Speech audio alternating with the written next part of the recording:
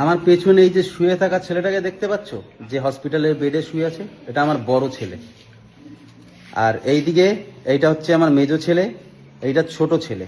এবার তোমাদের মনে প্রশ্ন জাগছে যে এই ছেলেটা এখানে এইভাবে কেন পড়ে আছে। শুধুমাত্র একটা মেয়ের জন্য। মেয়েটাকে তোমরা এখানে দেখতে পাচ্ছ। তা আমার ছেলের একটা ছেলেও আছে, সেটাকেও তোমরা দেখতে পাচ্ছ, এই যে দেখো। ঠিক আছে, এবার কি কারণে এই জায়গাটা শুয়ে আছে?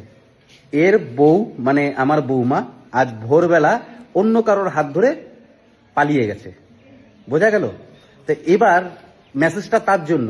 আমি বলছি ভাই, যে ওই মেয়েটাকে নিয়ে গেছিস না, সেই মেয়েটা যেহেতু একে ছেড়ে পালিয়েছে, তোকেও ছেড়ে পালাবে। তুই বেশি টেনশন নিস না, এটা তোর সাথেও ঘটবে।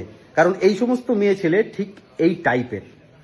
ঠিক আছে, যে নিজের এই বাচ্চা ছেলেটাকে যেহেতু ছেড়ে পালিয়েছে, তোকে ছাড়তে তার 1 মিনিটও লাগবে না। ঠিক আছে, তাই যদি পারো, যে নিয়ে গেছিস, যদি পারিস, তাকে 2 চর মেরে তাকে ছেড়ে এখনই পালা, নিজের জীবনটা শেষ হওয়ার আগে। যেমন আমার ছেলের অবস্থা এখন হয়েছে না, ঠিক তেমনই তোরও একদিন হবে।